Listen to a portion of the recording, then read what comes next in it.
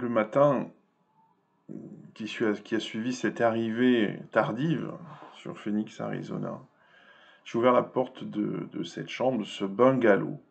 Il faisait un soleil radieux, le ciel était bleu comme j'avais jamais vu aussi bleu. Et j'ai tourné la tête et je me suis retrouvé en plein cœur des Camelback Mountains. Vous savez, ces pierres rouges de l'Ouest américain, un véritable décor de cinéma.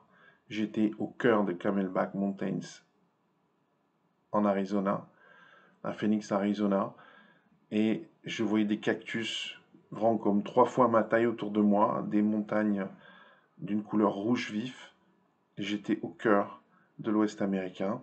Alors, on ne parle pas de rêve américain, parce que j'ai pas exactement le rêve américain, mais la surprise a été de taille car je n'avais pas du tout vu où était localisé cet hôtel. Je pouvais m'imaginer dans un hôtel au cœur d'une ville américaine. Arizona est une ville très étendue.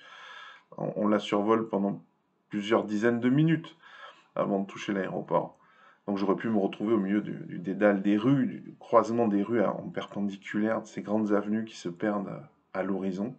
Mais non, j'étais là au cœur de Camelback Mountain, dans un hôtel fait de bungalows, à la façon mexicaine, une hacienda, et il y avait toutes sortes de pavillons, de piscines, et là j'ai rencontré mes collègues, donc j'ai rencontré des attachés de recherche internationaux, des attachés de recherche indépendants, canadiens, américains, allemands, néerlandais.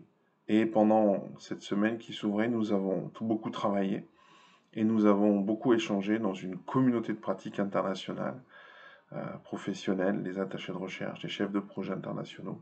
Et c'est une expérience évidemment qui m'a beaucoup marqué.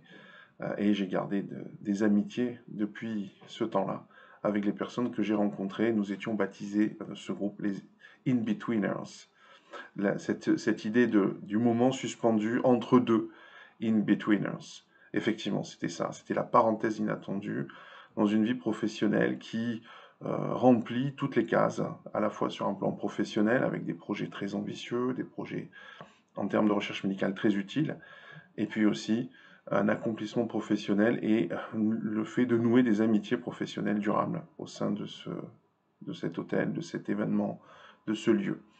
Donc la magie de l'instant, la magie du moment, le kairos, ce que les Grecs appellent le kairos, le moment opportun. Ça, je crois que c'est quelque chose qu'il faut retenir aussi dans ce qu'on aura à partager ensemble. Qu'est-ce que le kairos et comment on reconnaît le moment opportun, le point de bascule, le moment où il se passe quelque chose d'important, qui est finalement la révélation d'un potentiel de situation qui s'est amorcé plus tôt en amont, mais qui est aussi un point de bascule vers un autre avenir, vers une autre démarche, une nouvelle démarche, vers finalement un nouveau paradigme, une nouvelle perspective de sa vie. Voilà ce que je voulais partager avec vous.